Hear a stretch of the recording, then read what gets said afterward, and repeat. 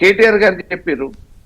రేపు డెఫినెట్ గా కేసీఆర్ గారు సమాధానమే ఎక్స్పెక్ట్ చేస్తున్నారు అన్నట్టు డెఫినెట్ గా కేసీఆర్ గారు చెప్తారు.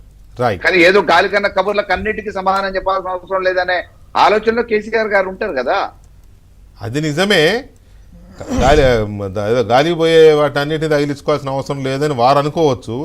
కానీ కొద్దిగా అభద్రతలోనో కొద్దిగా ఇన్సెక్యూరిటీతో లేకపోతే పదవుల కోసం అయ్యో మన ప్రభుత్వం రాకపోయే అని అటు ఇటు చూస్తున్న ఎమ్మెల్యేలో ఈ మాటలే నమ్మి ఇంత స్పీడ్ అయిపోతే కష్టం కదా.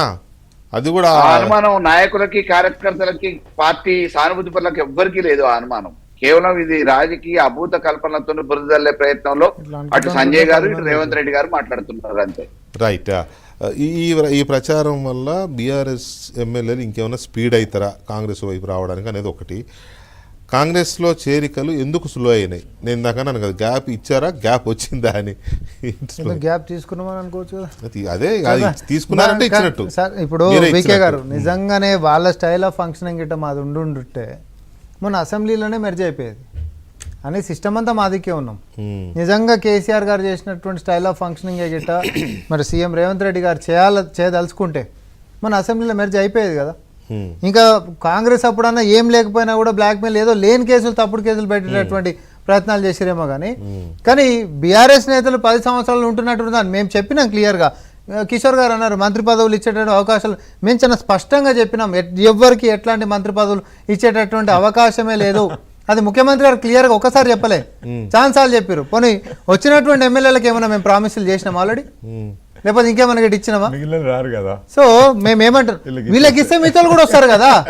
ఇప్పుడు 4 ఉన్నాయి అనుకోండి, వచ్చిన వాళ్ళకి ఒకటి ఇస్తే మిగతాలో కాశ పెట్టి రప్పించుకోవచ్చు కదా. ఏం లాజిక్ అన్న ఇది? కొత్తగా వచ్చిన వాళ్ళకి ఒక పదవి ఇచ్చిన అనుకో, మిగతా కొత్త వాళ్ళు అయితే వస్తారు కదా. సో మేము అట్లాంటివి మేము చేస్తలేము. కొత్తగా వచ్చిన వాళ్ళకి మంత్రి పదవులు లేవు అనేటట్టు చాలా స్పష్టంగా మేము చెప్పినాము. కానీ రేపు పొద్దున బీఆర్ఎస్ అనేటటువంటి మాత్రం మునిగిపోయేటటువంటి నావా. ఎందుకంటే దాన్ని నడిపేటటువంటి కెప్టెనే దిక్కులు చూస్తుండు. ఆ దిక్కులలో కాంగ్రెస్ దిక్కెటు లేదు కాబట్టి అది బీజేపీ ఒకటే శ్రీరామ రక్ష లెక్క వాళ్ళకి కనిపిస్తుంది. కాబట్టి బీజేపీ ఒకటే రాముడు జపం చేస్తుంది కదా. అంటే అట్లని కదా, రాముడి పేరు మీద అవినీతిని చేస్తుంది కాబట్టి. అవినీతి అనే పక్కన పెట్టి కానీ రాముడు వాళ్ళ సింబల్ కాబట్టి. వాళ్ళ సింబల్ ఎట్లా అంటారు సార్? మీరు కూడా వాళ్ళు చెప్పుకుంటారండి, వాళ్ళు వాడుకుంటున్నారని చెప్పండి. వాళ్ళ సింబల్ ఎట్లా అవుతుంది? వాళ్ళు రాముడిని వాడుకుంటున్నారని మాట్లాడుదాం. కానీ అవినీతికి సంబంధించినటువంటి మాత్రం కాపాడేది ఏ పార్టీ అని అంటే ప్రపంచంలో ఒకటే ఉంది, అది మాత్రం బీజేపీయే కదా. ఇక అందులో వాళ్ళు సిద్ధాంతాల గురించి మాట్లాడితే ఇక కాశ్మీర్ పీడీపీకి మనం వచ్చుకుంటూ రావాలి. ఆయన మేము నేతల్ని తెచ్చుకున్నామని అన్నాడు. సో అయితే ఇది గ్యాప్ మీరే ఇచ్చారంటారు. హిమంత బిశ్వ శర్మ కాడికి మొదలు పెట్టుకుంటే అజిత్ పవార్ దాకా కూడా వాళ్ళు తీసుకొచ్చి మాదే అనుకొని అనేటటువంటి పరిస్థితులు తప్ప కాంగ్రెస్ పార్టీకి అట్లాంటి